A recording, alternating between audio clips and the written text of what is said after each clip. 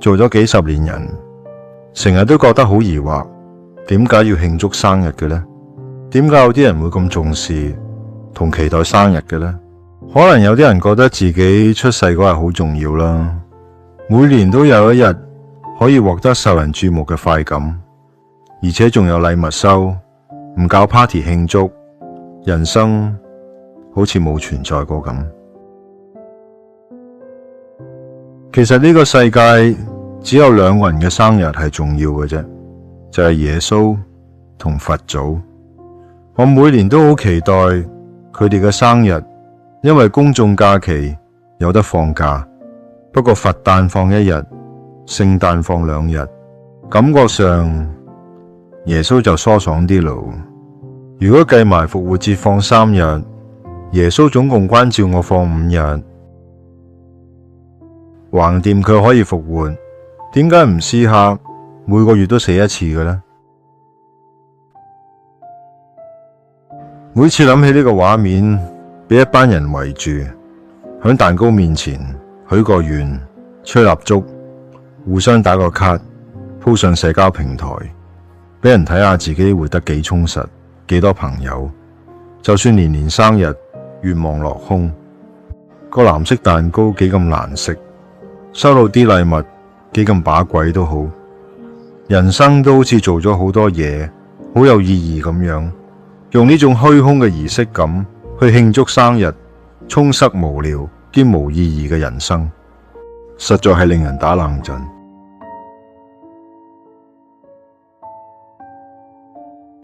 真係好憎生日，因為痛苦就係由呢日開始。好憎人同我講生日快樂，亦都好憎同人講生日快樂，因為講完呢4個字，人生都係好唔快樂。有時為咗應付親戚朋友生日，唯有祝佢哋出入平安，身體健康。聽到人唱生日歌嘅時候仲難頂，每句歌詞都好似詛咒咁樣，尤其係 Happy Birthday to you 變成祝呢山神快樂嗰陣，完全唔啱音，所有人都好似曲緊咁，真係好恐怖，聽完會好抑鬱。所以生日對我嚟講都係冇意義嘅，只係生命倒數，每年一次，直到歸西。但係估唔到呢個世界真係學海無涯，差唔多60歲人先第一次知道，原來我呢個情況係有醫學臨床判斷，叫做生日焦慮症。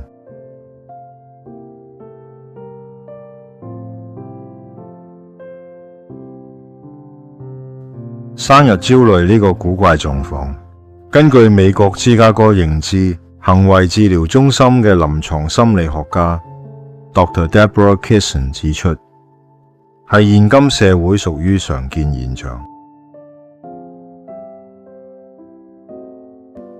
雖然係常見，不過唔普遍，起碼我都冇遇到過同我一樣有生日焦慮嘅人。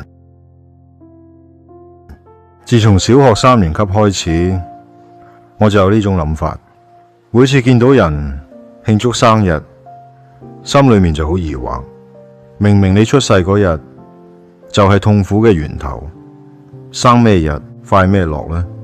到大個先知道，原來呢種諗法叫做佛家思想。同埋仲有一個哲學家大衛貝納塔 David Benatar，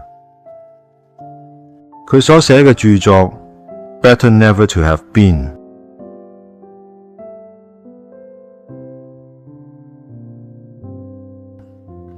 呢本書嘅論點都係同我諗法差唔多。佢認為人出世之後，人生永遠只有創傷同痛苦，唯一避免痛苦嘅方法就係唔好出世。不過可惜嘅係，佢都冇方法教人點樣唔好出世，所以我冇買佢本書。既然我同佢諗法都差唔多，咁就梗係唔買啦。同埋而家 YouTube 連火箭都有人教你點整啦，仲免費添嘅。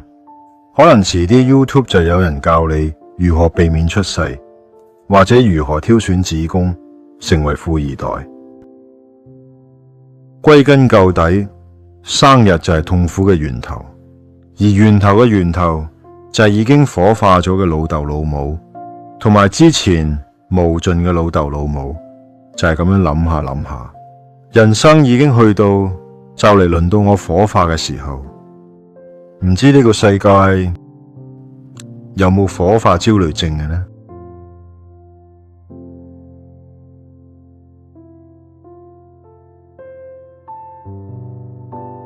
咁我就去 Google 啦，真係有。原來但凡任何事情令人產生緊張、焦慮、恐懼等情緒，並且影響睡眠、生活，就屬於焦慮或者恐懼症狀況。唉，生又焦慮，死又焦慮，成世都焦慮，實在非常不幸。個世界真係好奇怪。好唔開心就抑鬱，好唔專心就過度活躍，好唔安心就焦慮。但係你越希望得到開心，世事就越令你唔開心。你越想專心，現實就越令你分心。你越想安心，越諗就越令你擔心。慢慢你就會覺得個世界根本響度同你作對。你越希望就越失望。然後失望得耐，人就會想反抗。好啊，咁我就試下相反，希望繼續唔開心，睇下你點同我作對。哈，果然真係繼續唔開心。不過就因為咁而得到一種心想事成嘅快樂，係久違嘅快樂。個人開始冇咁唔開心，因為咁即係證實咗兩件事。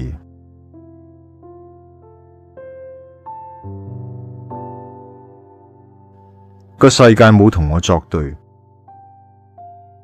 個世界係苦中帶樂。